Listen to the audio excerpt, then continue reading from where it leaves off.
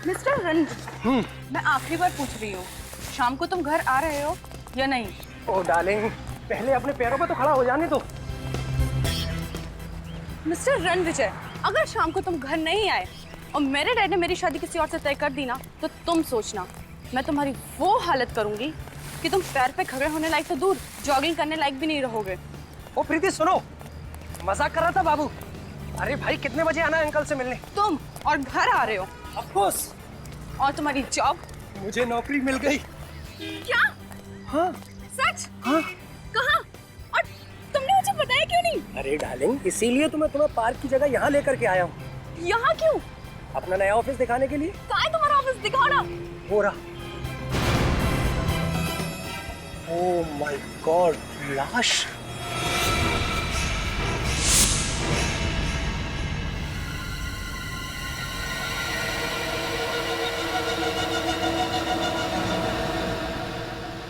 Sir, हो सकता है इस आदमी ने आत्महत्या की हो। अगर इसे लटक के मरना होता तो अपने घर पे भी लटक के मर सकता था।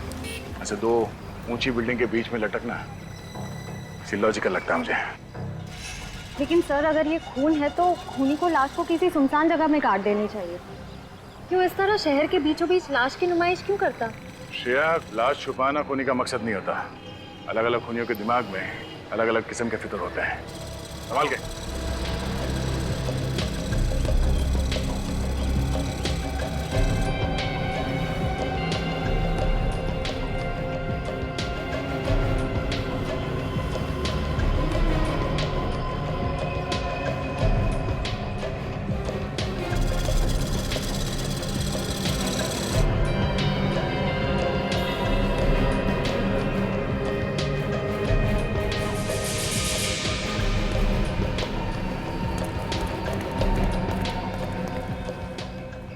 शरीर पे कोई चोट या घाव का निशान तो दिख नहीं रहा है। तो फिर इसकी मौत कैसे हुई होगी? सर, हो सकता है इसे यहाँ लटका के मारा हो।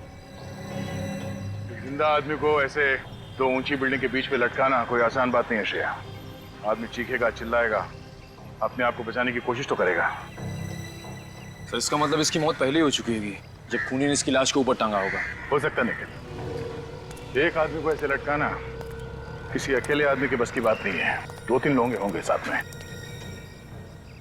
हाँ सर, एक लाश को यहाँ से वहां तक लेके जाना और उसे लटकाना, ये सब करने में किसी ना किसी ने तो देखा ही होगा उन्हें। सर, जेब बिल्कुल खाली है, मोबाइल पर्स कुछ नहीं है। इस आदमी ने महंगी घड़ी पहनी हुई है, मतलब ये खून लूटने के इरादे से नहीं हुआ है। श्रेया, निखिल, इस बिल्डिंग के टेरेस पे जाके देखो। खूनी ने कोई ना कोई सुराग तो जरूर छोड़ा होगा इस बिल्डिंग के छत पे।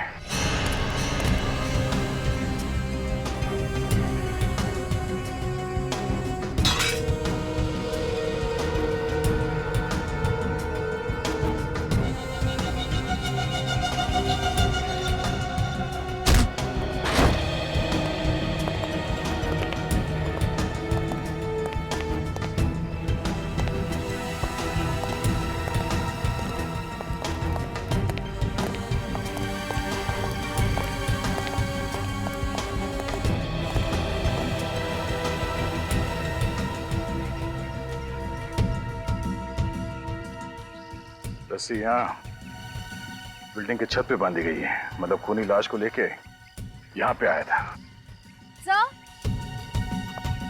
सर, सामने की टेरेस से ये लोहे का एंकर मिला। एंकर?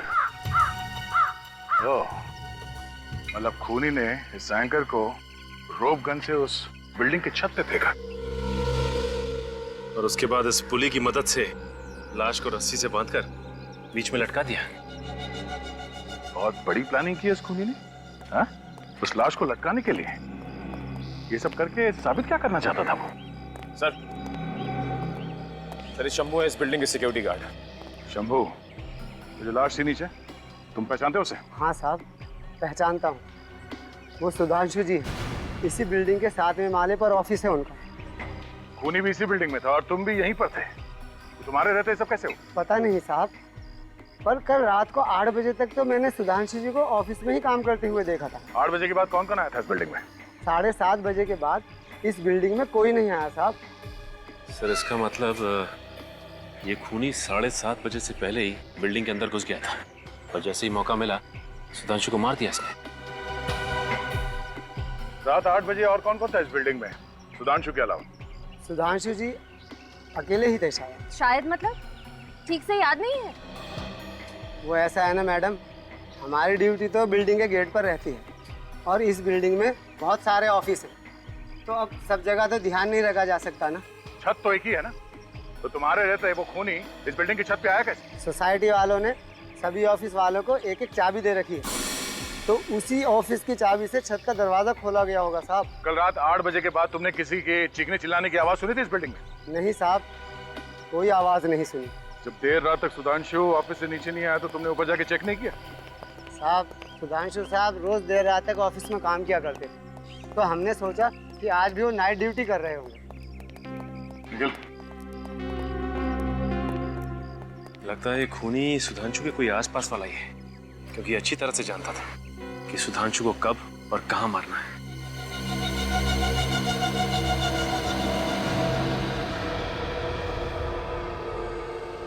ये देख रहे हैं आप, बस सुधांशु के सर पर यहाँ किसी भारी चीज से वार किया गया है। यार साळुंखे, ये कोई चोट है ही नहीं, सूजन है सूजन। तुम्हारे कहने का मतलब है कि इतनी सी सूजन की वजह से सुधांशु की मौत हो गई? नहीं, इस चोट की वजह से शायद सुधांशु बेहोश हुआ है। अगर इस चोट की वजह से ये बेहोश हुआ है तो फिर मौत कैसे हुई इसकी? बॉडी पे तो नहीं दूसरे जख्म का निशान दिख नहीं रहा। जहर से। देखा कितनी ब्रिलियंट है तारिका जी। मुश्किल से मुश्किल सवाल का जवाब इनके पास रेडी रहता है। ये कौन सा जहर है? एथेन सैंडाइल ट्राइऑक्साइड। इथेन सैंडाइल ट्राइऑक्साइड। यार साळुंखे, ये नाम मैंने कहीं सुना हुआ लगता है। इथेन सैंडाइल ट्राइऑक्साइड, यार ये तो वही जहर है ना, स्लो पॉइजन, जो अविनाश कुमार के केस में इस्तेमाल हुआ था। देखा, इसे कहते हैं याददाश्त। कमाल है प्रतिमा, तुम्हारी याददाश्त अभी भी चीते की तरह से फुर्तीली है। ये वही स्लो पॉइजन है, वही जिसकी वजह से इंसान की मौत होने में कम से कम 4-5 घंटे लगते हैं। मतलब सर, पहले खूनी ने सुधांशु को जहर दिया, उसके बाद इसे छत पे ले गया और किसी भारी चीज से इसे मार के बेहोश किया और उसके बाद इसे रस्सी पे लटका दिया। पर सर, खूनी इतना झमेला करेगा क्यों? वो चाहता तो सुधांशु को एक आसान मौत दे सकता था ना। तड़पा तड़पा के मारना चाहता था वो सुधांशु को, तड़पा तड़पा के। ये खूनी है कोई सरफिरा। सर मुझे लगता है ये खून आपसी दुश्मनी की वजह से किया गया है, वरना किसी को मार के ऊपर लटकाने की और कोई वजह नजर नहीं आ रही है सर। हाँ अभिजीत, सही कह रहे हो तुम। और फिर जिस तरह से खून किया गया है, लगता है खूनी कुछ कहना चाहता था। हैं? शायद किसी को धमकी दे रहा है। और प्लानिंग भी खूब की इस खून के लिए सर। पहले से ही ऑफिस के बिल्डिंग में जाकर छुप के बैठ गया और जैसे ही मौका मिला अपना काम कर दिया। अच्छा, माउंटेनियरिंग का सामान जो मिला है, पता चला किस दुकान से खरीदा गया है? सर दुकान का पता लग गया है, अंधेरी में है। अंधेरी में?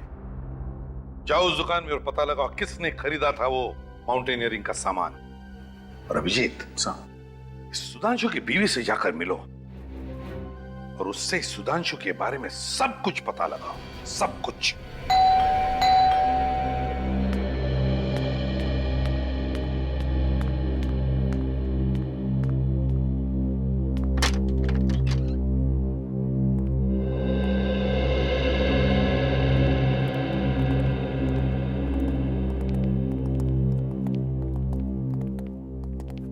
माफ कीजिएगा, हम आपकी हालत समझते हैं, लेकिन सुधांशु के खूनी तक पहुंचने के लिए हमें आपसे कुछ सवाल पूछने पड़ेंगे। जी पूछिए दीदी। आप जी, ये मेरी बहन निशा है। अच्छा, सुधांशु के बारे में आप हमें कुछ बता सकती हैं? आई मीन कोई खास बात? जी खास, हाँ, उन्हें ऊंचाई से बहुत डर लगता था। ऊंचाई से डर लगता था? फिर तो शायद ये बात खूनी भी जानता होगा। अच्छा, पिछले कुछ दिनों में सुधांशु किसी बात को लेकर परेशान थे? हाँ, वो पैसों को लेकर बहुत परेशान थे। पैसों को लेकर? क्यों? पता नहीं सर, लेकिन हर महीने के पहले शुक्रवार को वो बैंक से बहुत सारे पैसे निकाल लेते थे और वो पैसा पता नहीं कहाँ जाता था। हर महीने के पहले शुक्रवार को? जी सर। कितना कितना पैसा लाते थे? 1,40,410 रुपए। हाँ? क्या?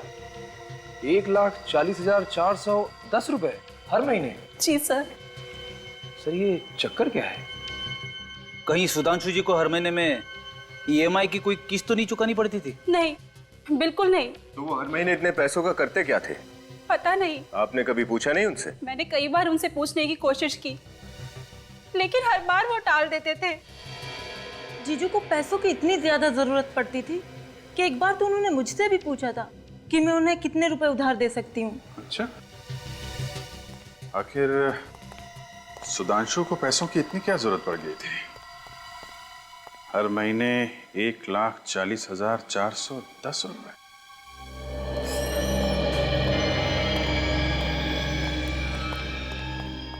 Good morning sir.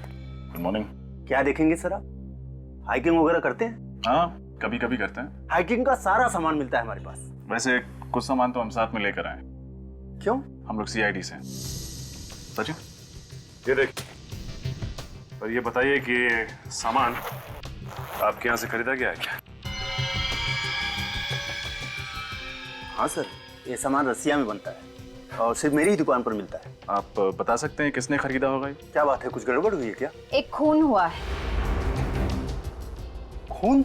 जी हाँ, इसी चीज से खून हुआ है। सर ये तो पहाड़ पर चढ़ने का सामान है, कोई चाकू बंदूक तो है नहीं। वो तो है, लेकिन क्या है कि आजकल खूनी खून करने के नए नए तरीके ढूंढते रहते हैं। आप रजिस्टर वगैरह चेक कीजिए, कंप्यूटर देखिए, बताइए किसको बेचा होगा।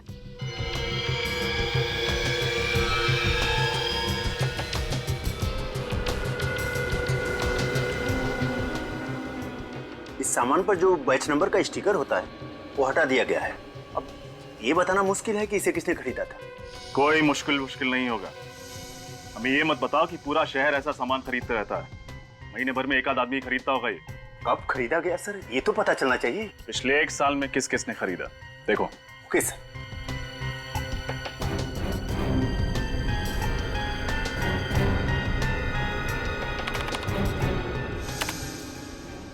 मिल गया सर, 10 लोगों ने। देखा, सिर्फ 10 लोगों ने। सर 10 लोगों का नाम पता नंबर तो मिल ही सकता है। शुरू हो जाओ। कल सुधांशु अपने ऑफिस से थोड़ी देर के लिए बाहर गए थे। हाँ, कल दोपहर को। और सर जब कल निकले ऑफिस से तो उनके पास एक बैग था, पर जब वापस आए तो वो बैग उनके पास नहीं था। सर जरूर उसके बैग में वही पैसे होंगे।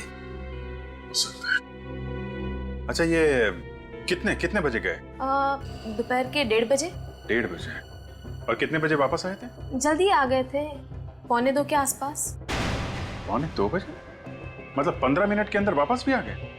मतलब सर ये सुधांशु कहीं आसपास ही गया होगा। हाँ सर, पैदल ही गए थे, ज्यादा दूर नहीं गए होंगे। पैदल गए थे? अच्छा। तो जब ये वापस आए थे तो कैसे दिख रहे थे? I mean, उनका बर्ताव कैसा था? उनका बर्ताव तो वैसा ही था, पर उनके कपड़े। कपड़े? क्या हुआ था कपड़ों में? उनके कपड़ों पर सीमेंट लगा हुआ था। सीमेंट लगा हुआ था? जी हाँ, सीमेंट। और उनके कोट पर पेंट के निशान भी थे। पेंट के निशान? हाँ, हल्का सा पीला रंग का था। अच्छा, thank you very much. Cement और पेंट के निशान, इसका मतलब सुधांशु किसी ऐसी जगह गया था जहाँ पे कंस्ट्रक्शन का काम चल रहा है और पेंटिंग का। चलो जरा ऑफिस के आसपास चेक करते हैं। मिस्टर राजीव, 15 तारीख को आपने M&N माउंटेनियरिंग से कुछ सामान खरीदा था क्या? हाँ, तो वो सामान मैं देख सकता हूँ? पर किस लिए? मैं CID से।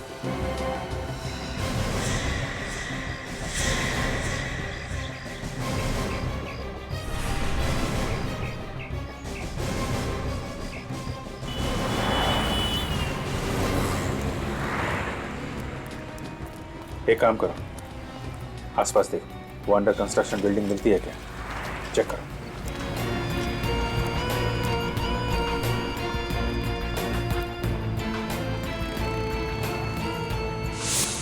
हाँ रेडी, बैठ तो नहीं गया? अरे नहीं सर, यहाँ कहाँ बैठने की जगह है, बस वो अंडर कंस्ट्रक्शन बिल्डिंग मिल जाए वहीं पे बैठूंगा।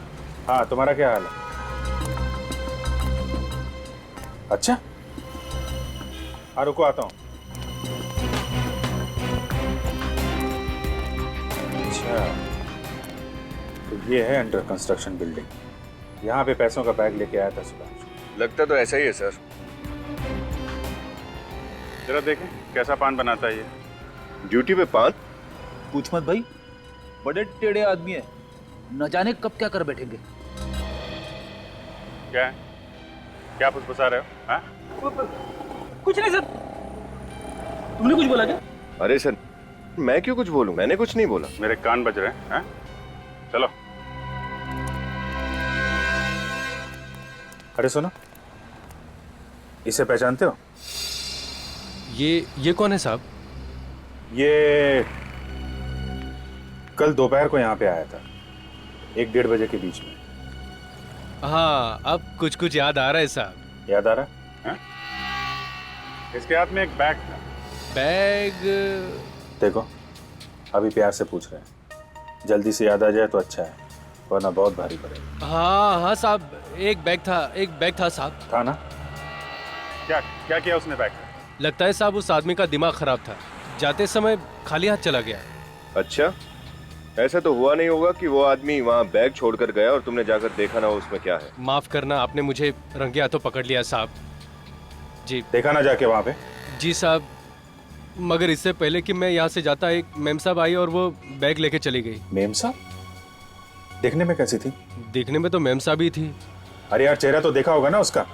नहीं साहब, चेहरा कहाँ देखा, वो मेरी निगाह तो बैग पे ही थी ना। नहीं देखा? अच्छा, ले चलो ब्यूरो ले चलो। अरे नहीं साहब, उसका कद 5.5 फीट के आसपास में था, रंग गोरा और लंबे बाल। बाकी शक्ल के बारे में मत पूछो साहब, शक्ल मैंने ठीक से देखी नहीं। सच कह रहा हूँ साहब, सच कह रहा हूँ। सर, सुधांशु की बीवी और साली 5.5 फीट से कम है, तो ये शायद कोई और ही होगी। इसका मतलब है इस गुनाह में एक लड़की भी शामिल है। हम अंकुश से मिलना चाहते हैं। आप लोगों ने आने में बहुत देर कर दी। 5 दिन पहले उनकी मौत हो गई है। मौत? आई एम सॉरी, कैसे हुई मौत? आग में जलकर। ये आग कहाँ लगी थी? उनके ऑफिस में। संभालिए अपने आप को। जिस चीज से वो जिंदगी भर डरते थे, उसी चीज ने उनकी जिंदगी छीन ली। मतलब ये अंकुश आग से डरता था? जी हाँ, उन्हें आग का फोबिया था।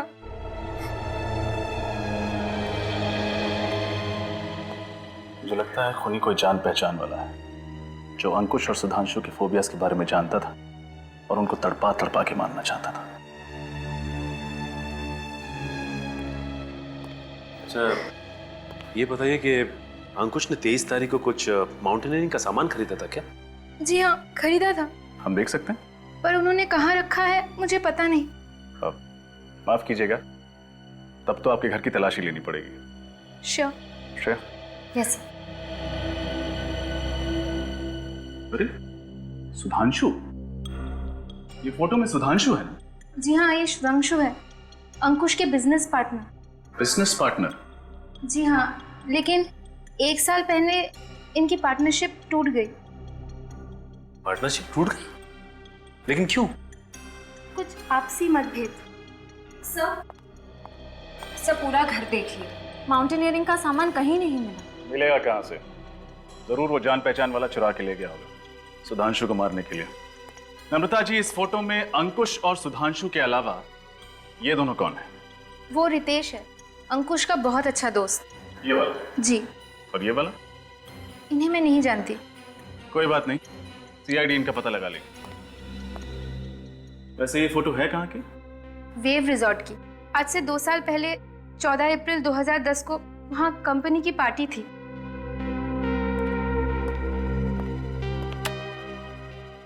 वेव रिसोर्ट, 14 अप्रैल 2010।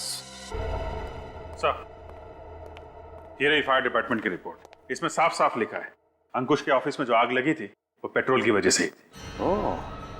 मतलब आग लगी नहीं, लगाई गई? पेट्रोल छिड़क के ऑफिस को राख कर दिया। मतलब अभिजीत, खूनी ने अंकुश को वही मौत दी जिससे वो सबसे ज्यादा डरता था, आग से। सर इसका मतलब खूनी कोई ऐसा आदमी है जिसकी दुश्मनी दोनों के साथ थी, अंकुश और सुधांशु के साथ। सर शायद कोई बिजनेस राइवल हो। सुधांशु और अंकुश पार्टनर्स थे ना? मगर विवेक, सुधांशु और अंकुश इन दोनों की पार्टनरशिप तो 1 साल पहले टूट चुकी थी। चौथे आदमी के बारे में कुछ पता चला क्या? सर दया लगा हुआ है। और रितेश के बारे में? सर उसके घर पर ताला है और फोन भी बंद है। सर ये है अंकुश का बैंक स्टेटमेंट। ठीक सुधांशु की तरह अंकुश भी हर महीने के पहले शुक्रवार को अपने अकाउंट से 1,40,410 रुपए निकालता था सर। हाँ? सुधांशु की तरह अंकुश भी? हाँ सर। मतलब अभिजीत, कोई तो इन दोनों को ब्लैकमेल कर रहा था। हाँ सर, कोई कॉमन एनिमी, एक ऐसा दुश्मन जो अंकुश और सुधांशु दोनों से बहुत ज्यादा नफरत करता था। और जब ब्लैकमेल के पैसे देने बंद कर दिए इन दोनों ने, तो इन्हें रास्ते से हटा दिया। मगर अभिजीत, एक बात खटक रही है, वो रकम, ये ऑड अमाउंट। अभिजीत, अगर वो ब्लैकमेलर चाहता तो उनसे 1 लाख, 1.5 लाख या 2 लाख लेता। यही अमाउंट क्यों, ये ऑड अमाउंट 1,40,410, यही रकम क्यों? ओह, तो ये बात है। क्या बात है सर? सर लगता है इस रकम का राज समझ में आ गया है। ये देखिए, 14,410। तो इस खेल का राज समझ में आ गया अभिजीत। मतलब सर ये एक तारीख है, 14 अप्रैल 2010। करेक्ट विवेक, ये तारीख हमें अंकुश की बीवी नम्रता ने बताई थी। इसी तारीख पर ये फोटो खींची गई थी, उस रिसोर्ट में एक पार्टी में। मतलब अभिजीत, इस सुधांशु और अंकुश की मौत का राज 2 साल पुरानी पार्टी में दफन है। 14/4/2010। अरे साहब, हमारे रिसोर्ट में हर हफ्ते 1-2 पार्टियां होती रहती हैं। अब 2 साल पहले कौन सी पार्टी हुई होगी, ये बता पाना मुश्किल है साहब। आपकी मुश्किल का इलाज है हमारे पास। इस फोटो को ध्यान से देखिए। ये फोटोज 14 अप्रैल 2010 की है। ओ, ये पार्टी? मैंने कहा था ना, आपकी मुश्किल का इलाज है हमारे पास। आप इस पार्टी के बारे में बात कर रहे हैं? क्यों, कोई खास बात हुई थी क्या इस पार्टी में? जी। क्या हुआ? हमारी रिसोर्ट में पहली बार पुलिस आई थी इस पार्टी की वजह से।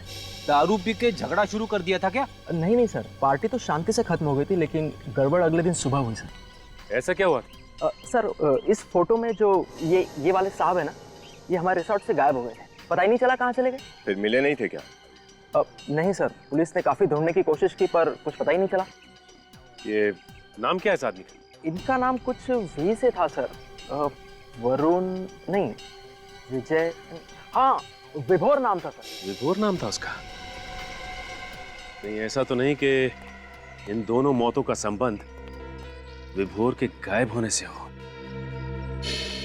सर मुझे लगता है इन तीनों दोस्तों ने कुछ गड़बड़ की और विभोर के गायब होने में भी इन तीनों का हाथ। विभोर गायब हुआ शायद इसलिए इनके खून हो रहे। 2 साल हो गया विभोर को गायब हुए, आज तक मिला नहीं। आखिर गया तो गया कहाँ? कहीं ऊपर तो चला नहीं गया? रेडी, आत्मा जाती है ऊपर, लाश नहीं। जमीन पे लाश तो मिलनी चाहिए थी ना।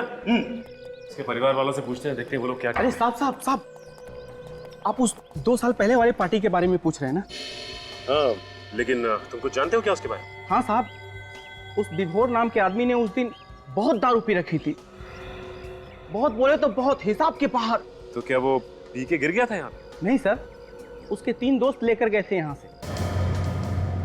तुम्हें कैसे मालूम? साहब मैं यहीं था, पार्किंग में।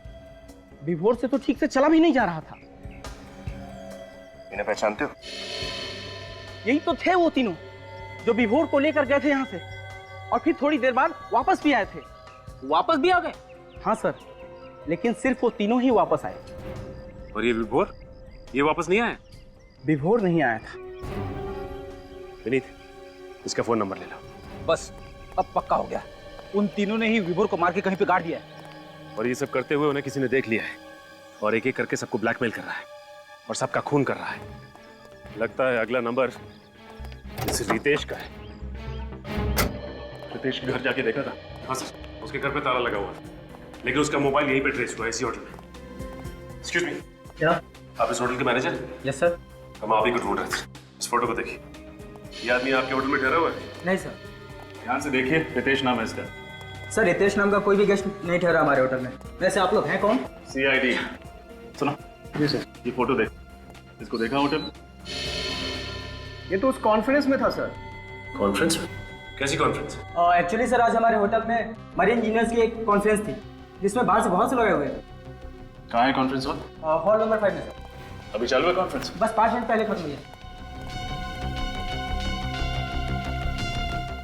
एक्सक्यूज मी, ये जो कॉन्फ्रेंस के लिए बाहर से लोग आए थे वो है क्या अभी? सर सारे चले गए सर। चले गए? अच्छा ये फोटो देखो, ये आदमी भी था क्या उनमें? ये तो लिफ्ट के अंदर जाते हुए दिखा सर। लिफ्ट के अंदर? तो नीचे गया होगा।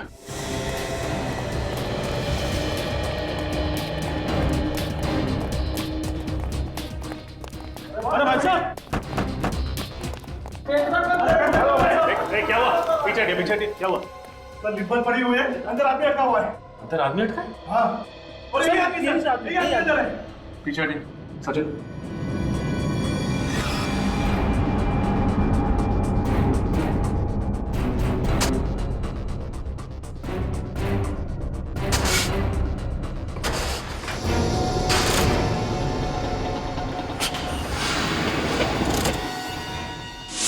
बाहर निकालो।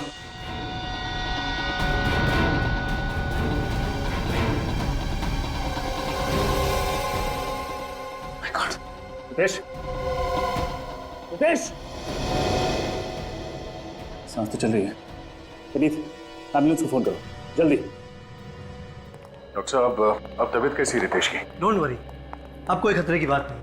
ये तो अच्छा हुआ कि आप लोग उसे सही वक्त पर हॉस्पिटल लेके आए, वरना उसका बचना बहुत ही मुश्किल हो जाता। लेकिन डॉक्टर साहब, एक बात समझ में नहीं आई, सिर्फ लिफ्ट में बंद होने की वजह से उसकी तबीयत इतनी बिगड़ गई? वो बात नहीं है, हमें उनके खून से जहर भी मिला है। जहर? कैसा जहर? अब ये तो कोई फॉरेंसिक एक्सपर्ट ही बता सकता है, पर लगता है कि बहुत ही स्लो पॉइजन था। अगर कोई जल्दी असर करने वाला जहर होता ना, तो रितेश शायद अभी जिंदा नहीं होते। सर शायद ये वही स्लो पॉइजन होगा, इथेन सैंडल ट्राइऑक्साइड, जो सुधांशु की बॉडी में मिला था। मुझे भी यही लगता है। अच्छा डॉक्टर साहब, हम रितेश से मिल सकते हैं? Sure, please.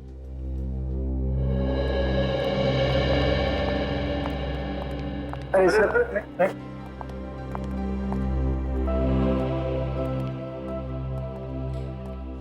आप लोग सही वक्त पर मुझे यहाँ नहीं लेकर आते, मेरा तो टिकट ही कट गया था, वो भी बिल्कुल फ्री में। नहीं, फ्री में नहीं, पूरे 1,40,410 रुपए में। 1,40,410? ये क्या सर? देखो रितेश, अब सच पे पर्दा डालने से कोई फायदा नहीं। हमने तुम्हारे बैंक अकाउंट के डिटेल चेक किए हैं। तुम हर महीने के पहले शुक्रवार को 1,40,410 किसे देते थे? मैं? किसे? उसी को जिसे सुधांशु और अंकुश भी पैसे देते थे और जिसने उन दोनों का खून कर दिया और तुम्हारे ऊपर भी तो हमला किया। मुझ पर किसने हमला किया मैं नहीं जानता, मैंने तो उसका चेहरा भी नहीं देखा। कमाल, उस आदमी ने तुम्हें जहर दिया, तुम्हें लिफ्ट में बंद किया और तुम कह रहे हो कि तुम उसका चेहरा देख नहीं पाए? हाँ? जहर का तो मुझे पता नहीं सर, मैं होटल से बाहर जा रहा था, अचानक पीछे से किसी ने मुझे धक्का दिया और मुझे लिफ्ट में बंद करके चला गया। ये सब इतना जल्दी हुआ, मुझे उसका चेहरा देखने का वक्त ही नहीं मिला। अच्छा, उसने तुम्हें लिफ्ट में ही क्यों बंद किया? तुम्हें लिफ्ट का कोई फोबिया है क्या? लिफ्ट ही नहीं सर, मुझे हर बंद कमरे से डर लगता है, मुझे क्लस्ट्रोफोबिया है। देखा सर आपने, खून ही सबको दर्द भरी मौत देना चाहता है। उसने सुधांशु को ऊपर लटका दिया क्योंकि इसे वर्टिगो था, और उसने अंकुश को जला के मारा क्योंकि इसे पायरोफोबिया था, और इसे लिफ्ट में बंद कर दिया क्योंकि इसे क्लस्ट्रोफोबिया है। मतलब ये आदमी को इनके जान पहचान का ही है, जिसे मालूम था कि किसे किस चीज से डर है। रितेश, कोई नाम आता है तुम्हारे दिमाग में? नहीं सर। हमारे दिमाग में एक नाम आता है। किसका? विभोर। विभोर? आप लोग विभोर को कैसे जानते? हम तो उस पार्टी के बारे में भी जानते हैं जो 14 अप्रैल 2010 को हुई थी वेव रिसॉर्ट्स में। 14 अप्रैल 2010? ये रकम 1,40,410 वहीं से आया है ना? बताओ उस रात क्या हुआ था एग्जैक्टली जिसकी वजह से तुम लोगों को ब्लैकमेल किया जा रहा था, जिसकी वजह से खून हो रहे हैं? उस रात? हाँ हाँ बोलो, क्या राज है उस रात का? कहाँ ये विभोर? उस रात विभोर ने बहुत शराब पी रखी थी, उसे सीधे चलने को भी नहीं हो रहा था। हम लोगों ने सोचा इसको थोड़ा घुमा लाते हैं, थोड़ा ठंडी हवा लगेगी तो शायद शराब का नशा कम हो जाएगा। यही सोचकर अंकुश ने गाड़ी निकाली और हम चारों गाड़ी में बैठकर रिसोर्ट से बाहर निकल गए।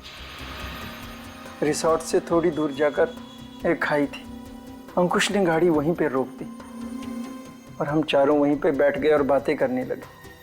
क्या बात करने लगे? इधर उधर की बात जो दोस्तों में होती, थोड़ा हंसी मजाक, एक दूसरे की टांग खींच रहे थे। और थोड़ी देर के बाद हम एक दूसरे के डर के बारे में बातें करने लगे। डर? कैसा डर? हाँ, डर। हर इंसान को किसी न किसी चीज से डर जरूर लगता है। जैसे मुझे क्लस्ट्रोफोबिया, सुधांशु को वर्टिगो और अंकुश आग से डरता था। विभोर को ऑल्टोफोबिया था। ऑल्टोफोबिया? ऊंचाई से डर लगता था उसे? जी हाँ, ऊंचाई का डर, क्योंकि वहां पर खाई थी। हमने विभोर को बहुत उकसाया कि अगर तुझ में हिम्मत है तो तू 2 मिनट उस खाई के पास खड़ा रहे और नीचे देख। ये जानते हुए भी कि उसने शराब पी रखी थी और वो लड़खड़ा रहा था, तुम सबने ऐसा किया? यही तो सबसे बड़ी गलती की हमने। विभोर शराब के नशे में था, उसका बैलेंस बिगड़ गया और वो खाई में जा गिरा। फिर हम जैसे तैसे नीचे उतरे सर। हमने विभोर को ढूंढने की बहुत कोशिश की, लेकिन विभोर नहीं मिला। तब हमने ये फैसला किया कि ये राज किसी को नहीं बताएंगे। ये राज हम अपने सीने में दफन कर देंगे। शर्म आनी चाहिए तुम्हें, खुद को दोस्त कहते हो ना? सर, जो कुछ भी हुआ अनजाने में हुआ है। विभोर की मौत का बोझ हम अपने सीने में लेकर घूम रहे। फिर ये ब्लैकमेलिंग का सिलसिला कब से शुरू हुआ? 3 महीने पहले अचानक हम तीनों को एक चिट्ठी मिली जिसमें लिखा था 1,40,410 रुपया हर महीने अगर हमने उस तक नहीं पहुंचाया तो वो विभोर की मौत का राज दुनिया के सामने लाकर रख देगा। अच्छा, आप लोगों ने पता लगाने की कोशिश नहीं की कि ये पैसे किसके पास जा रहे हैं? की थी, लेकिन सर मुजरिम बहुत चालाक है।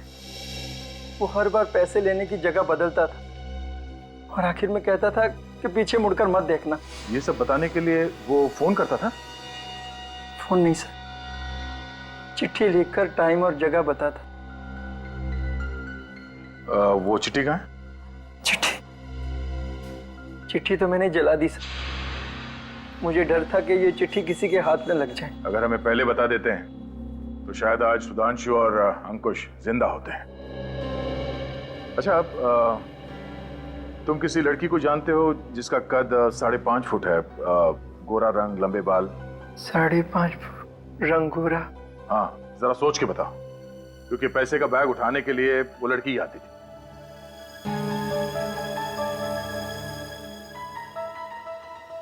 ओह माय गॉड, कहीं ये मनीषा तो नहीं? मनीषा?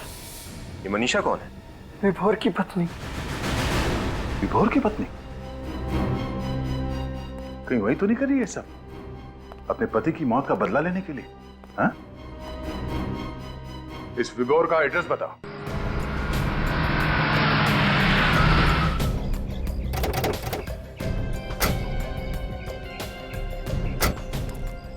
ये विभोर का घर? हाँ सर, घर गई। सर जरूर इस सबके पीछे मनीषा का ही हाथ होगा। ब्लैकमेल करके वो अमीर भी बन गई और खून करके अपने पति की मौत का बदला भी ले लिया।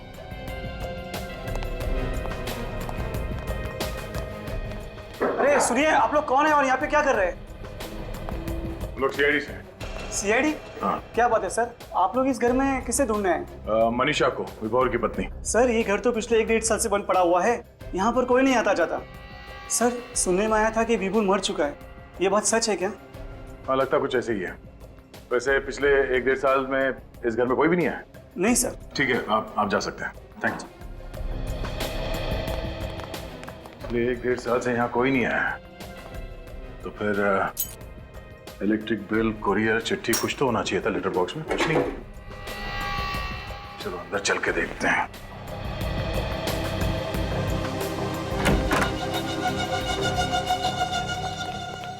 निखिल, जरा देखो लाइट के स्विच कहाँ है?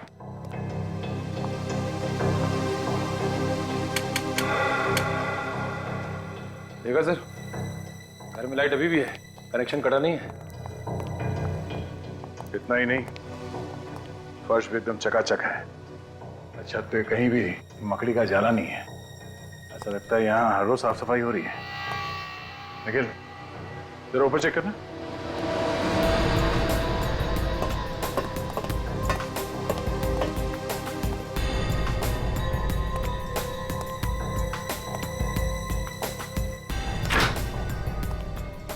सर ये देख, फ्रिज में रखा हुआ सामान भी ताजा है।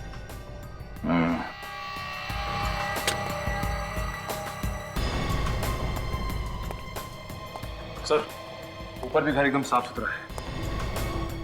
मतलब ये मनीषा घर में तब आती होगी जब पड़ोसी की नजर उन पे नहीं पड़ती।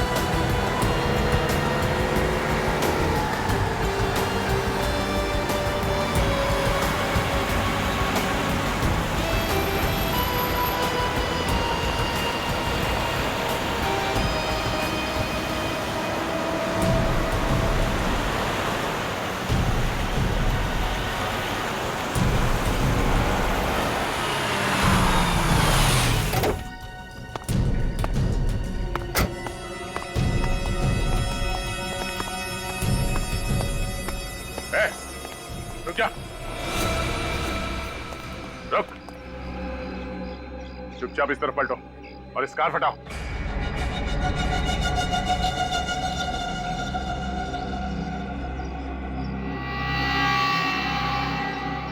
कार हटाओ।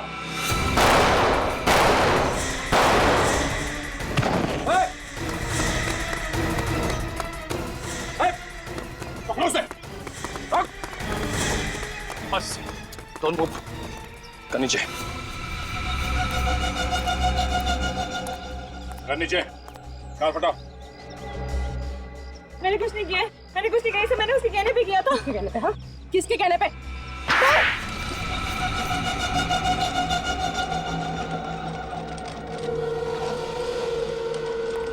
आइए आइए मिस्टर विभोर। स्वर्गलोक से नीचे धरती में आने में कोई दिक्कत तो नहीं हुई आपको? आप मेरा मजाक उड़ा रहे हैं? मजाक? मजाक तो आपने किया अपने दोस्तों के साथ। अपनी झूठी मौत का नाटक करके पहले ब्लैकमेल किया और फिर उन सबको ऊपर पहुंचा दिया। नहीं, ये झूठ है। हाँ, मैंने उन्हें ब्लैकमेल जरूर किया था, लेकिन मैंने किसी का खून नहीं किया है। क्यों कर रहे थे तुम ब्लैकमेल? क्योंकि मुझे उन्हें सजा दिलानी थी।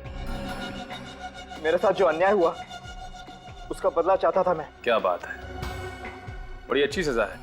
उनसे लाखों रुपए ऐंठ के तुम्हें इंसाफ मिल गया। मेरी हालत देख रहे हैं ना आप, चल फिर भी नहीं सकता। नर्क से बदतर जिंदगी बना दी उन लोगों ने मेरी। इसके बदले में थोड़े पैसे मिल गए तो क्या गलत किया? इसी बदले की आग को मिटाने के लिए तुमने अंकुश को आग में जला दिया और सुधांशु को लटका दिया। हाँ? मैं उन्हें क्यों मारूंगा? उनकी मौत की वजह से तो मुझे पैसे मिलने बंद हो गए। और इस हालत में ऐसा कर भी कैसे सकते हैं? अच्छा, तो कौन है वो आप लोगों का चाहने वाला जो आप लोगों के लिए इन तीनों से बदला ले रहा है? हाँ? एक बात बताओ, उस 14 अप्रैल 2010 को एग्जैक्टली हुआ क्या था वहां पे? सोच समझ के बताना। उस रात मैंने कुछ ज्यादा ही शराब पी ली थी। ठीक से चल भी नहीं पा रहा था मैं। तभी सुधांशु, रितेश और अंकुश ने मुझे कार में बिठाया और मुझे खाई के पास ले गए। उन्हें अच्छी तरह मालूम था कि मुझे ऊंचाई से डर लगता है। मेरा यही डर दूर करने के लिए उन्होंने मुझे खाई के किनारे खड़ा कर दिया। और फिर शराब की वजह से तुम्हारा बैलेंस बिगड़ा और तुम खाई में गिर गए। नहीं,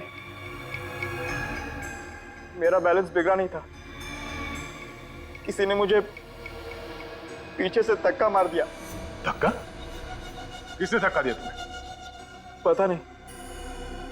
उस वक्त वहां उन तीनों के अलावा और कोई मौजूद नहीं था। इसका मतलब है उन तीनों में से कोई। सर, मेरी तो कुछ समझ में नहीं आ रहा। अंकुश और सुधांशु मर चुके थे, रितेश की जान जाते जाते रह गई है, और विभोर तो इस हालत में है ही नहीं कि वो किसी की जान ले सके। तो सर, कौन है वो पांचवा आदमी जिसे हम लोग देख नहीं पा रहे?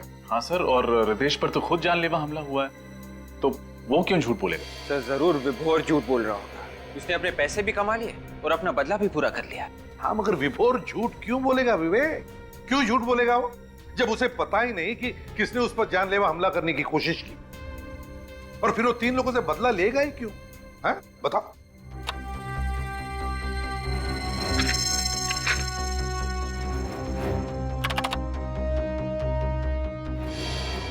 ये रितेश उस दिन होटल में कोई कॉन्फ्रेंस अटेंड करने गया था ना? Yes sir.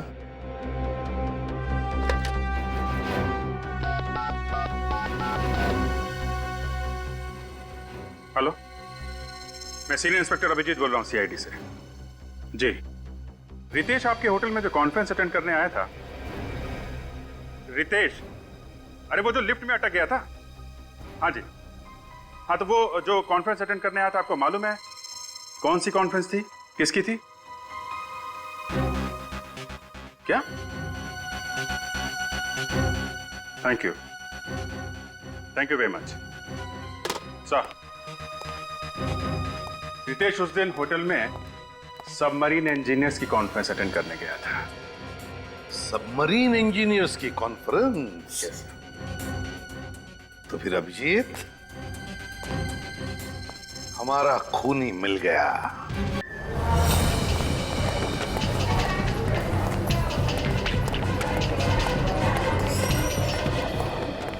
रितेश का?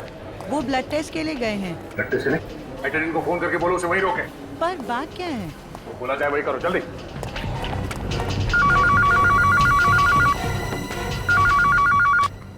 हेलो हेलो, हाँ सुनीता, क्या हुआ? सर वो सीआईडी वाले आए हैं, बोल रहे हैं रितेश को कहीं जाने मत देना। रितेश तो मेरे सामने ही बैठा है, वो कहाँ जाएगा? ये क्या हुआ? कहाँ गया वो? सर वो बाहर की तरफ गया। तुम ठीक हो? बेटी, डॉक्टर बुलाओ जल्दी। बेटी निकल, इस तरफ देखो।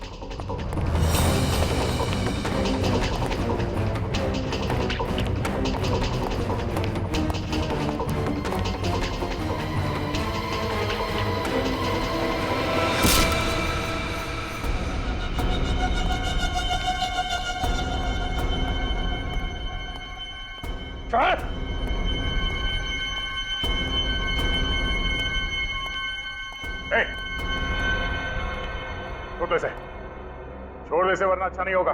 अच्छा तो इस कबूतर के लिए नहीं होगा, तो खून कर चुका हूँ, एक और कर दूंगा, फांसी तो एक ही होनी है। मैं कहता हूँ जाने दो मुझे। ठीक है, तुम चले जाओ, निखिल को खुश नहीं होना चाहिए। अब है ना लाइन पर, कर नीचे कर।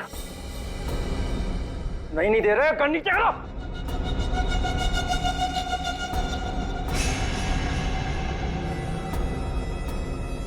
नहीं दे रहा, कर नीचे कर।